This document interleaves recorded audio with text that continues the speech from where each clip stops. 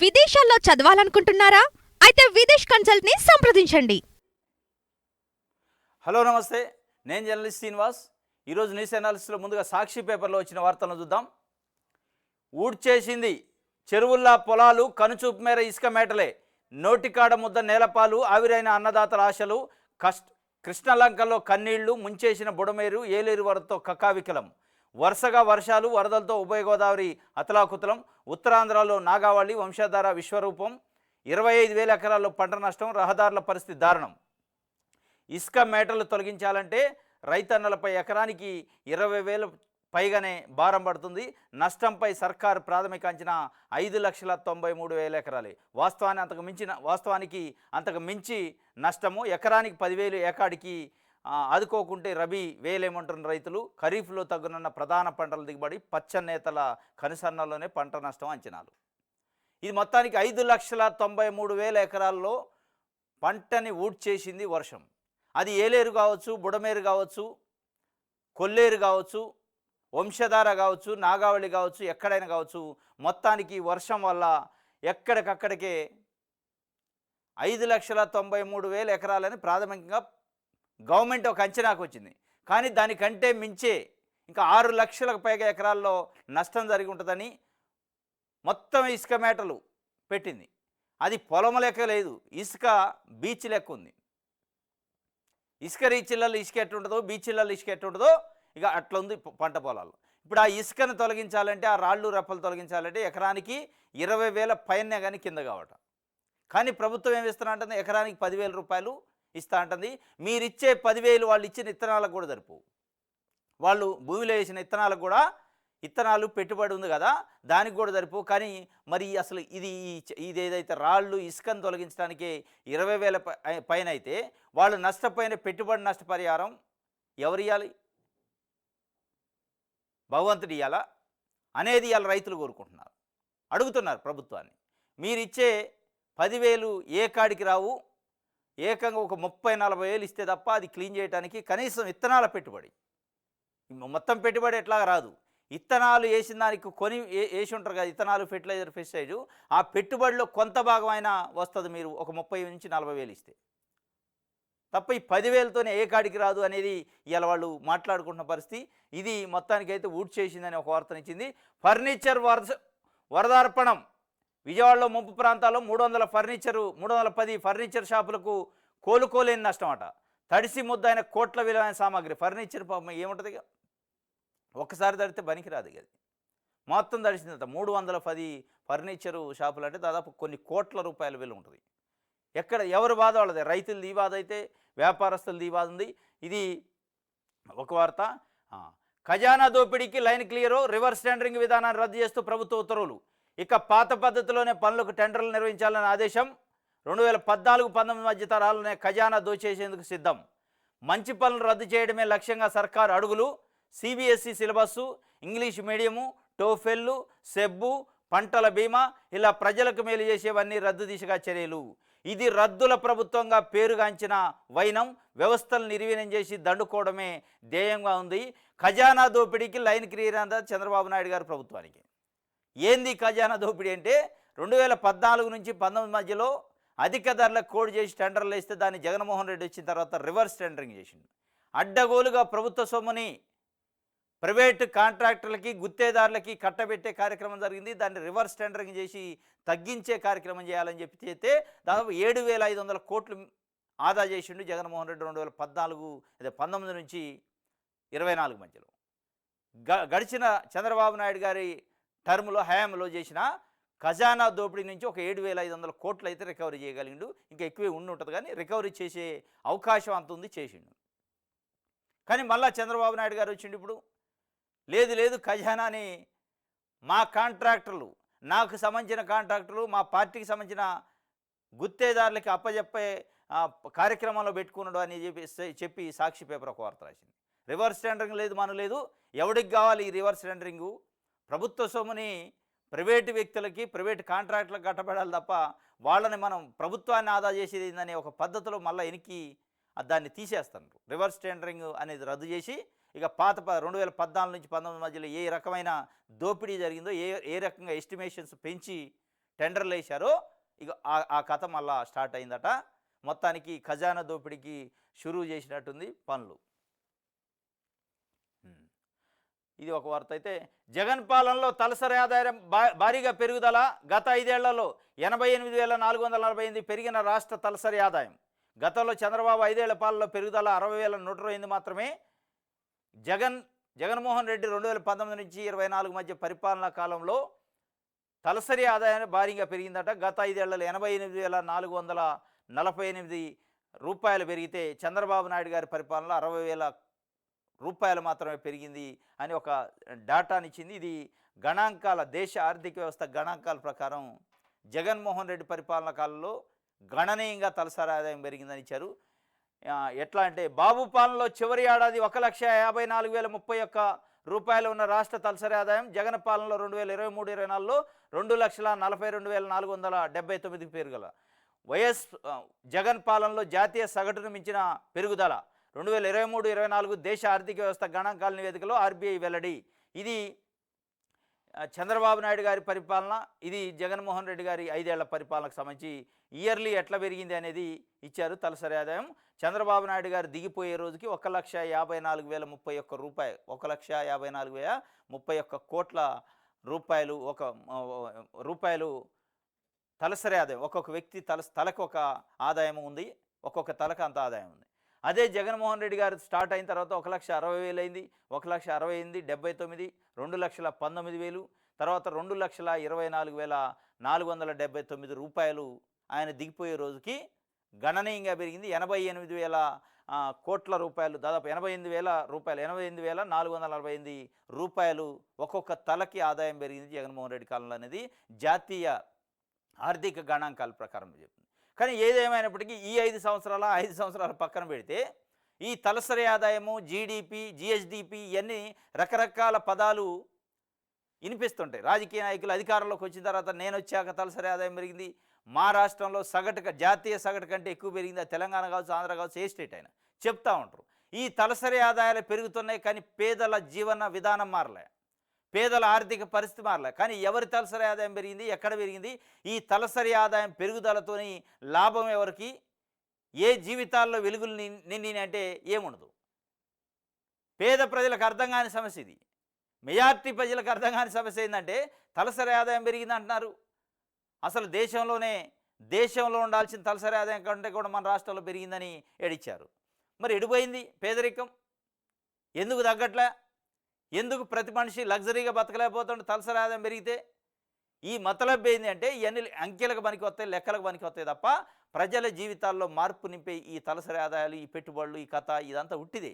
ఇప్పుడు చంద్రబాబు నాయుడు గారు చెబుతుంటారు వచ్చే సంవత్సరం నుంచి, నేను వచ్చాక తలసరి ఆదాయం పెరిగింది, నేను వచ్చాక జీవన ప్రమాణం పెరిగింది, నేను వచ్చాక పెట్టుబడులు వచ్చినాయి. ఈ పెట్టుబడులు వచ్చినా, తలసరి ఆదాయాలు పెరిగినా, ఏది పెరిగినా ప్రజల జీవితాల్లో మార్పు రానప్పుడు, వాళ్ళ బతుకుల్లో మార్పు రానప్పుడు, వాళ్ళ విద్యలో, వాళ్ళ వైద్యంలో, వాళ్ళు ఉండే విధానంలో, వాళ్ళు జీవించే విధానంలో మార్పు రానప్పుడు, వాళ్ళ పేదరికంలో కొనాలెళ్తున్నప్పుడు మీ తలసరి ఆదాయాలు ఎవరికి కావాలి?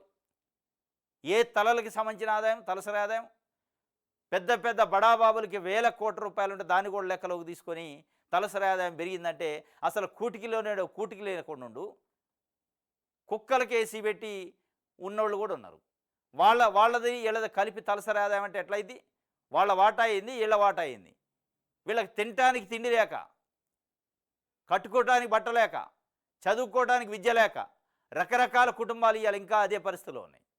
వాళ్ళని కూడా లెక్కేసి అందరికి కలిపి పనిచేసి 1,000 కోట్లు ఉన్నోడు దాన్ని అందరికి పంచుతాడు. లెక్కలలో, ఆస్తులలో పంచడు. లెక్కలలో 1,000 కోట్లున్న వ్యక్తులకు సంబంధించిన, వ్యాపారవేత్తలకు సంబంధించిన, బడాబాబులకు సంబంధించిన, పెట్టుబడిదారులు, పెత్తందారులకు సంబంధించిన ఆస్తుల్ని, వాళ్ళ ఆదాయాలను కూడా ఈ ప్రజల లెక్కలలో వేసి, తలకాయలలో వేసి డివైడెడ్ బై చేస్తాడు. వాటా వస్తుందా? పేపర్లలో అంకెలు వేయటం కాదు, పంపిణీ చేయాలి. అది ప్రజలు కోరుకునేది. ఆస్తుల్ని, సంపదని పంపిణీ చేయాలి. మీరు ఏ పేపర్లలో అయితే లెక్కలు చేస్తున్నారో తలసరి ఆదాయం పలానా 2 లక్షల చిల్లర ఉంది, 2,24,000 రూపాయలు తలసరి ఆదాయం కదా, ప్రతి వ్యక్తికి 2,24,000 రూపాయలు వచ్చేటట్టు బడాబాబులకు సంబంధించి ఆస్తుల్ని మొత్తం పంచాలి. అప్పుడు తలసరి ఆదాయం అంటారు దాన్ని. మీరు ఆస్తులను పంచరు, కాగితాల మీద పంచుతారు. కాగితాల మీద లెక్కలేసి డివైడెడ్ బై చేసి తలసరి ఆదాయం పెరిగిందని సంకల గుద్దుకనే కార్యక్రమం అది ఏ ప్రభుత్వం అయినా దాంతో లాభమే లేదు, ఉట్టిదే. ఇది ఒక వార్త.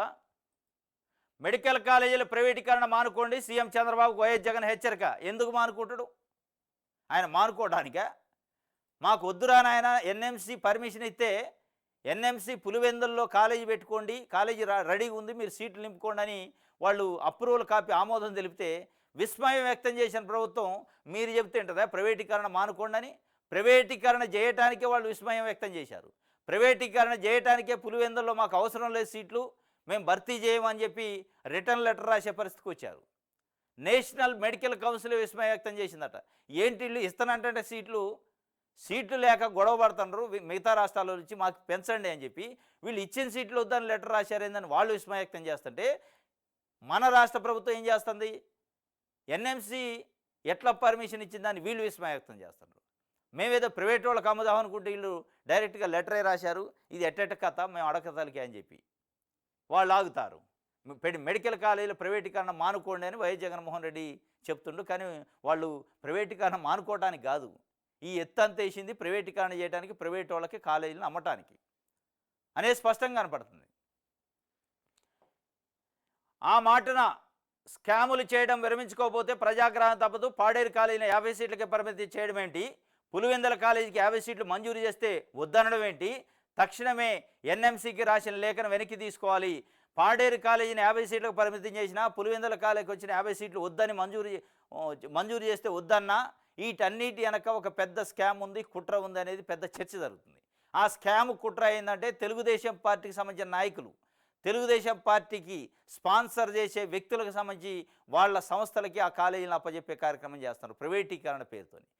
3 ఫీ పోయి 4 పీస్ వచ్చినాయి, ఆ 4 పీలలో ఈ 4 పీ కార్యక్రమం ఈ కుంభకోణం. ఇది ఒక వార్త. రెడ్ బుక్ కుట్ర, 3 ఐపీఎస్ల సస్పెన్షన్, నిబంధనలకు విరుద్ధంగా పిఎస్ఆర్ కాంతిరాణా విశాల్ గున్నీలపై సర్కారు వేటు, గతంలో న్యాయస్థానం అనుమతితోనే కదంబరి జత్వాని అరెస్టు, అయినా అక్రమ అరెస్టులంటూ సస్పెన్షన్, ఒక్క ఆధారం చెప్పుకున్నానే కక్షపూర్తి చర్యలు, విచారణ ప్రక్రియల నిబంధనల ఉల్లంఘన, ప్రభుత్వ పెద్దల కుట్రలో పాత్రదారులుగా విజయవాడ పోలీసులు, క్యాట్ను ఆశ్రయించిన 3 ఐపీఎస్ అధికారులు. ఇది పిఎస్ఆర్ ఆంజనేయులు, గత ప్రభుత్వంలో ఇంటెలిజెన్స్ చీఫ్, కాంతి రాణా విజయవాడ కమిషనర్, విశాల్ గున్ని డీసీపీ. వీళ్ళ ముగ్గురు పేర్లు లోకేష్ బాబుకు సంబంధించి రెడ్ బుక్లో ఉన్నాయి. అది అసలు విషయం. ఈ జత్వానీలు కానీ కదంబరీలు కానీ ఇవన్నీ రావటానికి కారణం ఏంటంటే రెడ్ బుక్లో ఉన్న పేర్లు ఏదో ఒక రకంగా సస్పెండ్ చేయాలి. ఆఫీసర్లు అయితే సస్పెండు, రాజకీయ నాయకులు అయితే జైలుకి. ఆ రెడ్ బుక్లో ఈ పేర్లు ఉన్నాయి ప్రస్తుతానికి. ఈ పేర్లు ఉన్నాయి కాబట్టి ఏదో ఒక కేసు అంటగట్టాలి. ఆ కేసు ఏంటి? ప్రయర్ పర్మిషన్ కోర్టు నుంచి లేకుండా అరెస్ట్ చేశారు, ఎఫ్ఐఆర్ లేకుండా అరెస్ట్ చేశారు. ఇవన్నీ రకరకాల కారణాలు చెబుతారు. ప్రయర్ పర్మిషన్ లేకుండా కోర్టును అరెస్ట్ చేస్తే అది అసలు ఎలో కాదు. వాళ్ళు కంప్లీట్గా ముంబై కోర్టులో ఇక్కడ కోర్టులో కూడా మెజిస్ట్రేట్ పర్మిషన్ తీసుకొని సర్చ్ వారెంట్ తీసుకొని వెళ్ళారు. ముంబై కోర్టులో కూడా సబ్మిట్ చేశారు ఆధారాలు. ఇవన్నీ చేసిన తర్వాత అరెస్ట్ చేసి తీసుకొస్తే ఇక మొత్తానికి కోడిగుడ్డు మీద ఈకెలు బీకే కార్యక్రమం. వాస్తవంగా ఇదే పద్ధతి నిజంగానే పోలీస్ యంత్రాంగాన్ని ఈ పద్ధతిలో ఎఫ్ఐఆర్ చేయకుండా పోలీస్ స్టేషన్కి పిలిచారనో, ఎఫ్ఐఆర్ చేయకుండా అరెస్ట్ చేశారనో, ఎఫ్ఐఆర్ చేయకుండా వేధిస్తున్నారనో, ఇట్లా సస్పెండ్ చేయాలంటే ఒక్క ఐపీఎస్ ఆఫీసర్ మిగలడు. కానిస్టేబుల్ దగ్గర నుంచి మొత్తం టోటల్ ఐపీఎస్ ఆఫీసర్లు సస్పెండ్ అవుతారు. మొత్తం పోలీస్ వ్యవస్థలో నడిచేది ఇదే కదా. డైరెక్ట్ కంప్లైంట్కి ఎఫ్ఐఆర్ చేయరు కదా, పిలుస్తారు. ఇది ఈ కేసు అనేది ఏ కేసు అయినా పిలుస్తారు, పోలీస్ స్టేషన్ పిలుస్తారు, బనాయిస్తారు, బెదిరిస్తారు, రకరకాల మాట్లాడతారు, సెటిల్మెంట్లు, రకరకాల కథలు నడతాయి. ఈ నిజంగానే రూల్స్ ప్రకారం పోవాలి, రూల్స్ ప్రకారమే పిలవాలి. ఎఫ్ఐఆర్ నెంబర్ అయ్యాకనే పిలవాలి అని అంటే ఒక్క ఐపీఎస్ ఆఫీసర్ ఉన్నాడు, ఒక ఈవెన్ కానిస్టేబుల్ నుంచి ఐపీఎస్ ఆఫీసర్ వరకు మొత్తం సస్పెండ్ అవుతారు. బేస్లెస్ అన్నట్టు ఇది తప్పనిసరిగా రేపు వాళ్ళు అడ్మినిస్ట్రేటివ్ సెంట్రల్ క్యాట్కి పోతారట, సెంట్రల్ అడ్మినిస్ట్రేటివ్ ట్రిబ్యునల్కి పోయినా, హైకోర్టుకు పోయినా కానీ ఈ కేసు అయితే నాకు తెలిసి నిలవదు. ఇంకా బేస్ లేదు. ఎప్పుడో పెట్టిన వాళ్ళు సర్వీస్లో ఉన్నప్పుడు ఒక లీగల్ ప్రొసీడింగ్ చేశారు, చట్ట ప్రకారం వ్యవహరించిన దాన్ని లేదు ఇట్లా కాదు చేయాల్సింది అట్లా అని చెప్పి ఇవాళ వస్తే ఈ ఒక్క కేసుతో పోదు. రాష్ట్రంలో ఉన్న ప్రతి ఎఫ్ఐఆర్ పైన అలిగేషన్ ఉంటుంది, అన్ని ఎఫ్ఐఆర్ల పైన అలిగేషన్ ఉంటుంది. ఏ ఎఫ్ఐఆర్లోనే చిన్న చిన్న టెక్నికల్ ఇష్యూస్ ఉంటాయి, వాటిని పట్టుకొని నిజంగానే సస్పెండ్ చేయాలంటే రాష్ట్రంలో పోలీస్ అనేవాడు మిగలడే, అందరూ సస్పెండ్ అవుతారు. కానీ అది కాదు, వాళ్ళ లక్ష్యం ఏంది, ఆటిని పట్టుకోవడం కాదు, రెడ్ బుక్లో ఉన్న పేర్ల కోసం ఇది కథ. ఇది ఒక వార్త. ప్రభుత్వ మెడికల్ కళాశాలతో ప్రభుత్వానికి నష్టమా? ఎంబీబీఎస్ సీట్లు ఇస్తామంటే వద్దనడం ఏంటి? మెడికల్ కళాశాలలో ప్రైవేటు పరం చేస్తే పేద విద్యార్థుల ఆశల గల్లంతు. చంద్రబాబు ఏనాడు ఒక ప్రభుత్వ మెడికల్ కాలేజీ కట్టలేదు. రాష్ట్ర వ్యాప్తంగా నిప్పులు చెరిగిన వైఎస్ఆర్సీపీ నేతలు. ప్రభుత్వ మెడికల్ కళాశాలతో ప్రభుత్వానికి నష్టమా అంటే నష్టం అని వాళ్ళకు అనిపిస్తుంది. నష్టం కాదు, పేద ప్రజలకి, పేద ప్రజల పిల్లలు తెల్లకోటు వేసుకుంటారు, లాభమే, ప్రజలకు లాభమే. కానీ తెలుగుదేశం పార్టీకి నష్టం. తెలుగుదేశం పార్టీకి సంబంధించిన నాయకులకి కట్టబెట్టాలంటే అది నష్టమేగా. మరి నష్టం కాబట్టి ఏమైంది? కాబట్టి వాళ్ళు ఎట్టి పరిస్థితుల్లో ఇది ప్రైవేటు పరం చేసే కార్యక్రమం చేస్తారు తప్ప మీరు ఎంత ఆగ్రహం చేసినా ఏది చేసినా దాన్ని ఆపరు. ఆయన ఒక పీ అనేది కొత్తది పెట్టిండు. ఆ పీలో తెలుగుదేశం పార్టీకి స్పాన్సర్ చేసిన వాళ్ళు, తెలుగుదేశం పార్టీ నాయకులు ఈ కాలేజీల పైన పెత్తనం చేసే కార్యక్రమం, కొనుక్కునే కార్యక్రమం చేస్తారు. దాంట్లో డౌట్ లేదు. ఇక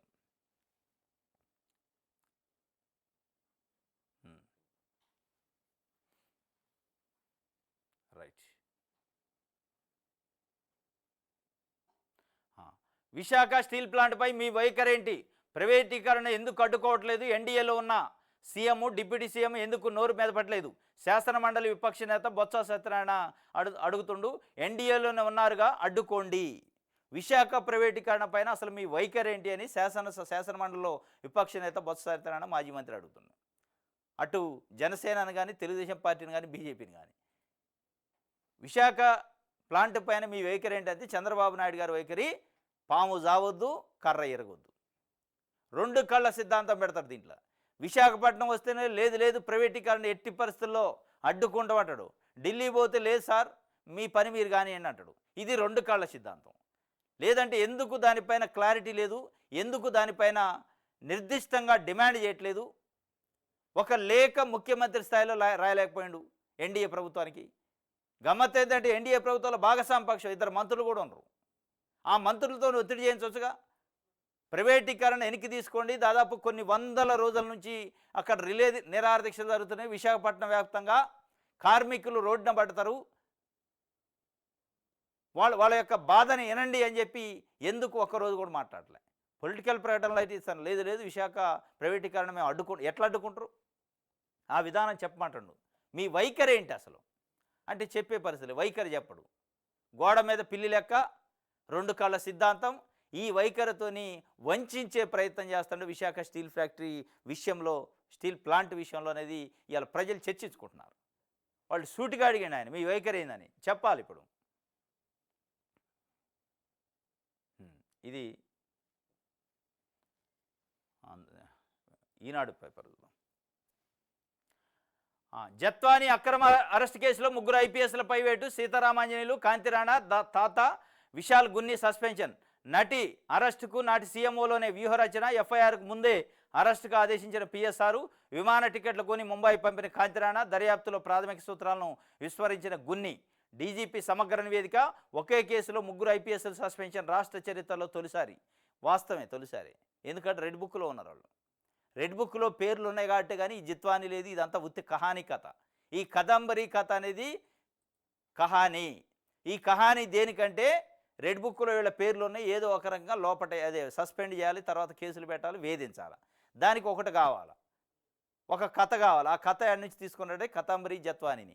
ఇక్కడ కూడా చాలామంది ఉంటారు. ఎందుకు తీసుకోవట్లేదంటే ఈ రేపు మమ్మల్ని బయటపడతాయి. ఈ కథ అంతా పిలిచి మమ్మల్ని కేసు పెట్టించారు, రమ్మన్నారు, బెదిరించారు, వాళ్ళ మీద చెప్పమన్నారు, కమిషనర్ మీద, వాళ్ళ మీద అని. ఇంకా 4 ఏళ్లకో 5 ఏళ్లకో పవర్ పోయాక మళ్ళీ వాళ్ళు బయటకు వస్తే ఇవన్నీ ఇబ్బందులుగా. వేరే రాష్ట్రం అయితే ఏది ఉండదు, సమస్య ఉండదు, అది అక్కడితో క్లోజ్ అయింది. ప్లస్ లోకల్ కేసులు అయితే లోకల్ ప్రజలకు కూడా అవగాహన ఉంటుంది. కాబట్టి ఎక్కడ మనం పట్టుకొచ్చి ఈ రెడ్ బుక్ కోసం, రెడ్ బుక్ రాజ్యాంగాన్ని అమలు చేసే కార్యక్రమంలో రెడ్ బుక్లో ఉన్న పేర్లని ఎట్టి పరిస్థితులు వదిలిపెట్టనని లోకేష్ బాబు ఏదైతే చెప్పిండో ఇక దానికి కట్టుబడి ఈనాడుతున్నాయి. నిజంగానే ఆ జత్వానికి అన్యాయం అయిందనో లేదా ఇంకోటో కాదు. నిజంగానే ఈ టెక్నికల్ ఇష్యూస్ని పట్టుకుంటే, టెక్నికల్ ఇష్యూస్నే బేస్ చేసుకొని సస్పెండ్ చేయాలంటే రాష్ట్రంలో ఒక్క పోలీస్ ఆఫీసర్ ఉండడు, అందరు సస్పెండ్ అవుతారు. చిన్న టెక్నికల్ అంశాలు పట్టుకొని వాళ్ళు ఇలా సస్పెండ్ చేశారు 3 ఐపీఎస్ ఆఫీసర్ని.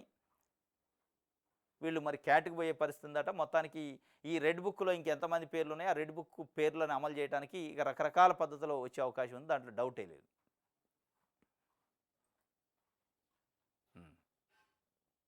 ఆక్రమణల అంతు చూస్తాం. చెరువులు కాలువలపై ఆక్రమ నిర్మాణాల తొలగింపునకు ప్రత్యేక చట్టం. తెలంగాణలోని హైడ్రా తరహాలో రాష్ట్రంలోని వ్యవస్థ. బుడమేరు వరదలకు వైకాపా ప్రభుత్వం నిర్లక్ష్యమే కారణం. ఈనాడు ఈటీవీ ముఖాముఖిలో పురపాలక శాఖ మంత్రి నారాయణ. ఆక్రమణలో అంతు చూస్తారట. మీ నారాయణ విద్యాసంస్థల్లో జరుగుతున్న అక్రమాలపైన, కుంభకోణాలపైన, ఫీజుల దోపిడీ పైన, పుస్తకాలు అమ్మటం పైన, యూనిఫామ్ల పైన నిజంగానే మీరు చర్యలు తీసుకుంటే అంతు చూస్తే ప్రజలు సంతోషిస్తారు. కొన్ని లక్షల మంది ఎదురు చూస్తారు. మీరు ఒక మంత్రిగా ఉన్నారు. ఇవాళ 2 తెలుగు రాష్ట్రాల్లో నారాయణ విద్యా సంస్థలు చేసిన దోపిడీ ఎవడు చేయట్లే. బస్తాలలో కట్టబోతున్న డబ్బులు, బస్తాలలో మూటలు కట్టి ధాన్యం లెక్క మిషన్లతో లెక్క పెట్టి తీసిపోతారు సాయంత్రం అడ్మిషన్ టైంలో. మీ దోపిడీ పైన, మీ అక్రమాలపైన నిజంగానే ఉక్కుపాదం మోపండి, అంతు చూడండి. ఈ కూడా చూడండి. ఇది మీరు మంత్రి కాబట్టి ఇది చూడండిలే, కానీ మీరు ముందు ఈ ఆక్రమణలపైన అంతు చూడాలంటే మీ చిత్తశుద్ధిని, మీ వ్యక్తిత్వాన్ని నిరూపించుకోవాలి, మీ నిజాయితీని నిరూపించుకోవాలి. ఎక్కడికక్కడ దోపిడీ. అపార్ట్మెంట్లలో స్కూళ్ళు పెట్టి లక్షల రూపాయల ఫీజులు పిండి, పుస్తకాల పేరుతో వేల వసూలు చేసి, ఎన్లర్ ల్యాపులతో వసూలు చేసి, యూనిఫామ్ల పేరుతో వసూలు చేసి, ఇవన్నీ చట్ట వ్యతిరేకం. ఇది ఒక రకంగా ఆక్రమణలే. మీరు ప్రజల సొమ్ముని ఆక్రమిస్తున్నారు, ప్రజల సొమ్మును దోచేస్తున్నారు. దాని అంతు చూడండి ఫస్ట్ అని ఇవాళ ప్రజలు కోరుకుంటున్నారు, కొన్ని కోట్ల మంది తెలుగు ప్రజలు. కానీ దాని అంతు చూడరు. మీరు చేస్తేనేమో సంసారం, ఇంకోటి చేస్తే వ్యభిచారం. ఇది ఒక వార్త. 3వ వంతు జగనన్న కాలనీలు లోతట్టు ప్రాంతాల్లో ఉన్నాయట. భూసేకరణ పేరుతో వైకాపా నేతల కుంభకోణానికి పేదలు బలయ్యే ప్రమాదం. బుడమేరు లాంటి విధ్వంసాలకు అవకాశం. ప్రభుత్వం దృష్టి సారించి శాశ్వత పరిష్కారం చూపాలి. ఏందేనా జగనన్న కాలనీల్లో లోతట్టు ప్రాంతాల్లో అంటే 3వ వంతు మొత్తం మునిగిపోయే అవకాశం. అసలు ఇప్పుడు మునిగినోడు గురించి రాయి వార్త. ఇప్పుడు మునిగి వరదలో ఉండి, బురదలో ఉండి ఇబ్బందులు పడుతున్న వాళ్ళ గురించి, చచ్చిపోయిన కుటుంబాలని, వాళ్ళ గురించి రాయకుండా ఎక్కడనో జగనన్న కాలనీలోనేట, అవి లోతట్టు ప్రాంతాల్లోనేట, వాటికి వరద వచ్చే అవకాశం ఉందట. వరద వచ్చే అవకాశం ఉన్న వాటి గురించి రాయటం కాదు, వరద వచ్చి ఇబ్బందుల్లో ఉన్న వాళ్ళ గురించి రాయండి వార్త. అది రాయరు, ఎందుకంటే ప్రభుత్వం ఫెయిల్ అయిందని వద్దు కదా. మొత్తం భజన చేసే కార్యక్రమం. ఈ విజయవాడ బుడమేరు కానీ, ఏలేరు కానీ, కొల్లేరు కానీ, ఇక్కడ వచ్చిన వరదలో మొత్తం కొన్ని మీడియా సంస్థలు మొత్తం దాన్ని కవర్ చేసే కార్యక్రమంలో పక్షపాత ధోరణి చూపిస్తున్నారు. మొత్తం ప్రభుత్వాన్ని ఏదో చేస్తున్నట్టు, అద్భుతాలు చేస్తున్నట్టు క్రియేట్ చేస్తున్నారు. కానీ రియాలిటీ గ్రౌండ్ రిపోర్ట్ ఏంటంటే వరస్ట్ అయిపోయింది ప్రభుత్వం.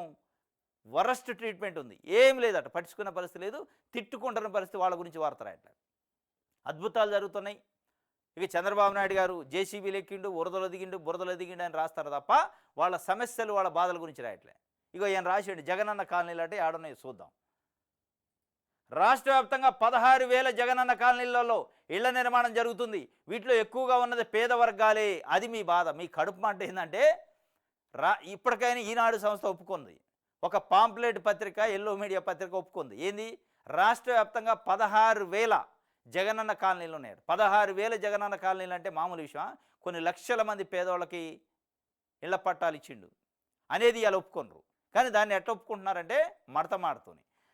16,000 జగనన్న కాలనీలలో ఇళ్ల నిర్మాణం జరుగుతుందట. ఇప్పుడు వీటిలో ఎక్కువగా ఉన్నది పేద వర్గాలే. ఎక్కువగా ఉన్నది పేద వర్గాలు కాబట్టి పేద వర్గాలకు అన్ని లక్షల మందికి ఎట్లా మీరు ఉచితంగా ప్లాట్లు పంపిణీ చేస్తారు, ఉచితంగా ఇళ్ళు ఎట్లా ఇస్తారు, ప్రభుత్వ సంపదను వాళ్ళకెట్లా దోసి పెడతారు, పెట్టుబడిదారులకు, పెత్తందారులకు ఇవ్వాలి కానీ అనే పద్ధతి ఇగో ఆ విషయంగా ఎక్కుతుంది. ఇది మొత్తం అంటే వరదలు వస్తాయట కాబట్టి అవి క్యాన్సిల్ చేయాలని ఇప్పుడు పేద ప్రజల నోటికాడ ముద్దని ఇవ్వాలి. ఈనాడు వార్త సారాంశం అది. వాళ్ళ నోటికాడ ముద్దని తీసి ఏంటంటే ఇది మొత్తం లోతట్టు ప్రాంతం, నీళ్ళు వస్తాయట కాబట్టి క్యాన్సిల్ చేసి ఇక మొత్తానికి ప్రభుత్వం ఖజానా పైన బడిన పడకుండా చేసే కార్యక్రమం చేస్తున్నారు. ముందే మైండ్ ప్రిపేర్ చేస్తున్నారు. నిజంగానే లోతట్టు ప్రాంతాలలో ఉన్న వాళ్ళకి ఇండ్లు ఇవ్వకూడదంటే అసలు అమరావతి పైన శివరామకృష్ణన్ కమిషన్ వేశారు చంద్రబాబు నాయుడు గారు ఉన్నప్పుడు. రాజధాని ఎక్కడ పెట్టాలంటే అమరావతి పైన వేస్తే అమరావతి లోతట్టు ప్రాంతం, వరద వస్తే ముంపు ఉంది దానికి అని చెప్పి వాళ్ళు క్లియర్గా కమిషన్ రిపోర్ట్ ఇచ్చింది. అయినా అక్కడనే పెట్టినాం. దీనికంటే అమరావతి కంటే ప్రమాదం అయిందా జగనన్న కాలనీలు? ఎక్కడన్నా వస్తే వచ్చి ఉండొచ్చు కొంత వరద, కానీ ఇవాళ మొత్తం రాష్ట్ర రాజధాని నీళ్లలో ఉండే అవకాశం ఉందని శివరామకృష్ణన్ కమిషను, ఒక కమిషన్, ప్రభుత్వం వేసిన కమిషనే చెప్పింది. దాన్ని పట్టించుకోకుండా దాంట్లోనే అమరావతి పెట్టారు. బురదలో పెట్టారు ఇలా అమరావతి, లోతట్టు ప్రాంతంలో పెట్టారు. వరద వచ్చే ప్రమాదం ఉందని హెచ్చరిస్తున్నారు. దానికంటే ప్రమాదం కాదు ఇది, దానికంటే ప్రమాదం కాదు. కానీ ప్రమాదం ఏంటంటే మీ మనసులో ఉంది, మీ ఆలోచన విధానాలు. అంటే 16,000 కాలనీలు ఎట్టేస్తాడు జగనం పేద వర్గాలకి. అదంతా మనం తినాల్సిన సొమ్ము, పెత్తందారులు పెట్టుబడిదారులు మనం తినే సొమ్ము, మనం వాటాలు వేసుకొని పంచుకోవాల్సింది. జగన్మోహన్ రెడ్డి పేద వర్గాలకు ఇచ్చిన కాదు, దాన్ని ఏదో ఒక రకంగా వాళ్ళ నోటికాడ నుంచి గుంజుకోవాలి, మనం తినాలి. దానికి రకరకాల ముద్దు పేర్లు పెట్టి పెట్టుబడులు, పరిశ్రమలు, ఉద్యోగాలు, ఈ పేర్లు పెట్టి దంచుతారు. ఇక ఇది ఈనాడుకు సంబంధించి. ఆంధ్రజ్యోతి చూద్దాం. ఓకే, రాజీనామా చేస్తా, పదవి నుంచి తప్పుకుంటానని ఢిల్లీ సీఎం కేజ్రీ ప్రకటన. ఇది నేను విధించుకునే అగ్ని పరీక్ష. పార్టీని చీల్చేందుకు బీజేపీ కుట్రలు, దేవుడు అండగా ఉండి కాపాడాడు. రాజ్యాంగాన్ని కాపాడాలనే ఇంతకాలం రాజీనామా చేయలేదు. నిర్దోషిగా నిరూపించుకునే వరకు సీఎం కుర్చీని అధిరోహించను. నవంబర్లోనే ఎన్నికలు నిర్వహించాలి. సీఎం పదవిని ప్రజాకోర్టు నిర్ణయిస్తుంది. కార్యకర్తల భేటీలో కేజ్రీవాల్ వ్యాఖ్యలు. కొత్తగా సీఎం అతీష్కి అవకాశాలట. హర్యానాపై దృష్టి సారించిన కేజ్రీ రాజీనామా ప్రకటన ఓ గిమ్ముక్ అని కాంగ్రెస్ పార్టీ అంటుంది. మరి ఇండియా కూటమిలో ఉండేనా మళ్ళీ రాజీనామా ప్రకటన ఒక గిమ్మిక్ అని కాంగ్రెస్ అంటుంది. At the same time BJP కూడా అంటుంది అది పబ్లిసిటీ కోసం నాటకం అని బీజేపీ అంటుంది. రాజీనామా చేస్తారట అరవింద్ కేజ్రీవాల్. నిన్న మొన్న బయటకు వచ్చిండు జైలు నుంచి. జైల్లో ఉన్న రోజులు కూడా సీఎం పదవిని వదులుకోలే. మరి ఇప్పుడు బయటకు వచ్చాక నేను రాజీనామా చేస్తా 2 రోజులలో అని చెప్పి నిర్దోషిగా నిరూపించుకునే వరకు సీఎం కుర్చీని అధిరోహించను అంటుండు. ఇప్పుడు రాజీనామా చేయటం కారణం ఏంటంటే నవంబర్లో ఎన్నికలు వస్తున్నాయి, ఎట్లాగూ తొందరలోనే రాజీనామా చేస్తారు. మళ్ళీ ఎన్నికల వరకు ఏదో తాత్కాలికంగా ఒక గవర్నమెంట్ ఉంటుంది. మరి నవంబర్ తర్వాత కొత్త ప్రభుత్వం వస్తుంది. ఒకవేళ నిజంగానే ఆమ్ ఆద్మీ పార్టీ గెలిస్తే అధిరోహించడా అనే ఒక క్వశ్చన్ ఉంది. నేను నిర్దోషిగా నిరూపించుకునే వరకు సీఎం కుర్చీని అధిరోహించనంటుండు. కింద ఇంకో స్టేట్మెంట్ ఇచ్చిండు. నవంబర్లోనే ఎన్నికలు నిర్వహించాలి, సీఎం పదవిని ప్రజాకోర్టు నిర్ణయిస్తారంటుండు. ప్రజాకోర్టే నిర్ణయిస్తుంది సీఎం పదవిని. మీరు నిర్దోషి అయ్యే వరకు, నిర్దోషిగా తేలే వరకు సీఎం కుర్చీని అధిరోహించరా, లేదా నవంబర్ తర్వాత ప్రజాకోర్టులో నాకు తీర్పు వచ్చింది కాబట్టి నేనే అధిరోహిస్తా అంటాడా? ఈ స్టేట్మెంటా ఆ స్టేట్మెంటా అనేది ఒక కన్ఫ్యూజన్ అవుతుంది. ఇప్పుడు రాజీనామా చేసేది లెక్కలోకి రాదు. ఇప్పుడు రాజీనామా చేసేది లెక్కలోకి ఎందుకు రాదంటే తొందరలో ఎన్నికలు ఉన్నాయి, షార్ట్ పీరియడ్ 2-3 నెలల్లోనే. కాబట్టి రాజీనామా చేస్తారు ఎవరైనా. దాన్ని ఆ ఖాతాలో వేసుకుంటాడు. నేను పదవి త్యాగం చేసినా నేను నిర్దోషి అయ్యే. ఇది నిజంగానే నవంబర్ తర్వాత కూడా ఉంటుందా? ఎందుకంటే కోర్టులలో కేసులు అంత తేలిక తేలవు, సంవత్సరాలు పడతాయి నిర్దోషిగా తేలాలంటే. ఆ నిర్దోషిగా తేలే వరకు నిజంగానే నవంబర్ ఎన్నికల తర్వాత కూడా సీఎం కుర్చీ ఎక్కడా, లేదంటే ఎక్కటానికే మళ్ళీ ఒక కింద సీఎం పదవిని ప్రజాకోర్టు నిర్ణయిస్తుంది అంటున్నా. ఆ ప్రజాకోర్టు అంటేనే మీనింగ్ అందులో ఉంది. ఇక ప్రజలు నాకు మ్యాండేట్ ఇచ్చారు కాబట్టి నేనే కూర్చుంటా అంటాడా? జమిలీ ఈ టర్మ్లోనే ఒకే దేశం ఒకే ఎన్నికలకు అన్ని పార్టీల మద్దతుపై మోదీ సర్కార్ ఆశాభావం. ఎన్డీఏ పార్టీల మధ్య సమన్వయం బేషు. ఈ బంధం 5 ఏళ్లు కొనసాగుతుంది. త్వరలోనే జనాభా లెక్కల సేకరణ, కులగణనపై ఇంకా నిర్ణయించలేదు. ప్రభుత్వ వర్గాలు వెల్లడి చేసినట్ట జమిలీ ఎన్నికలకు మళ్ళీ స్టార్ట్ చేశారు. నరేంద్ర మోడీ గారు పోయిన ఎన్నికలప్పుడే స్టార్ట్ చేయబోయిండు, అది ఫెయిల్ అయింది. ఇప్పుడు మళ్ళీ జమిలీ ఎన్నికలు స్టార్ట్ చేస్తాడట. అంటే ఆ చర్చలు దాంట్లో ముందు ఎన్డీఏ పక్షాలకు సంబంధించి వాళ్ళ ముందు ఏకగ్రీవంగా ఆమోదం తెలుపుకొని బయటికి వెళ్తారట.